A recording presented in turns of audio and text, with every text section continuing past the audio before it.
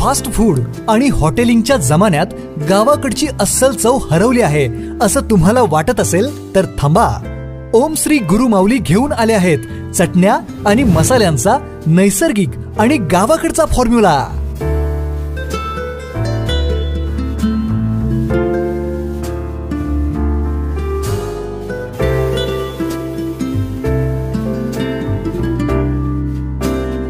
लाकडी घाण्यावरील तेल वापरून देशी मालापासून बनवलेल्या विटा गोल्ड स्पेशल, गावरान स्पेशल, मटन स्पेशल अशा चटण्या.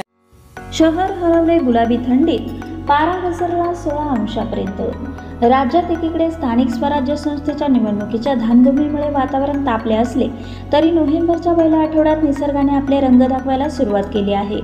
अवकाळी अतिवृष्टी यानंतर ऑक्टोबर हिटचा दणका यामुळे थंडीचा मोसम गायब होऊन आता थेट उन्हाळाच येणार असल्याचे विनोद प्रसार माध्यमांवर फिरत होते. मात्र गेल्या 4 दिवसांपासून अचानकपणे ठळकपणे जाणवणाऱ्या थंडीमुळे स्वेटर व थंडीपासून बचावाचे कपडे विक्री करणाऱ्या दुकानात स्वेटर, कानटोपी बाहेर अडकवलेली दिसत आहे.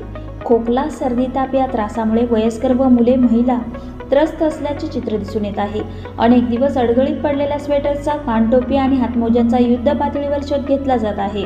गेल्या काही दिवसांपासून विटा शहर आणि परिसरात तापमानाचा पारा 16 अंश सेल्सिअसपर्यंत उतरला आहे. यामुळे अचानकपणे नागरिकांना आपल्या दिनक्रमात बदल करावा लागत आहे. मॉर्निंग वॉक व व्यायामासाठी बाहेर पडणाऱ्या लोकांना घरातून निघायला उशीर होत आहे, तर काही लोक मॉर्निंग वॉकला दांड्या मारत आहेत. घराबाहेरील कामे सकाळी 9 ते सायंकाळी 6 पर्यंत उरकण्यावर लोकांचा भर दिसत आहे. मॉर्निंग वॉकला जाणाऱ्यांची संख्या रोडावली आहे, पण काही उत्साही मंडळीने जोरकसपणे व्यायामाला सुरुवात केली आहे. वातावरणातील बदलामुळे ताप, सर्दी, खोकला यांच्या रुग्णांची संख्या वाढल्याचे चित्र दिसत आहे. यामुळे दवाखान्यात गर्दी होत आहे.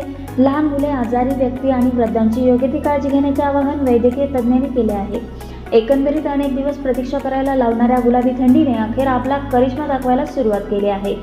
थंडीचा सामना करण्यासाठी शेकोटीचा आधार घेण्याची परंपरा आहे. मात्र ही शेकोटी करताना संबंधितांनी परिसरातील कचरा किंवा अनावश्यक बाबींचा आधार घ्यावा, जेणेकरून परिसर स्वच्छ राहील अशी भावना जाणकार व्यक्त करत आहेत. विटा शहरात होऊ घातलेल्या निवडणुकीच्या प्रचारामुळे तापणारे राजकीय वातावरण आणि कडाक्याची थंडी यांची जुगलबंदी पाहणे औत्सुक्याचे ठरणार आहे.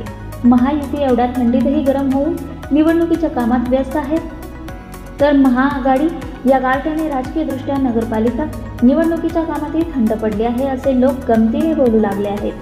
नोव्हेंबरमध्ये दुसऱ्या आठवड्यात कधी नव्हे ती एवढी जास्त थंडी पडली आहे. यामुळे डिसेंबर, जानेवारी महिन्यात काय परिस्थिती असणार असा प्रश्न थंडीला घाबरणाऱ्या नागरिकांकडून एकमेकांना विचारला जात आहे.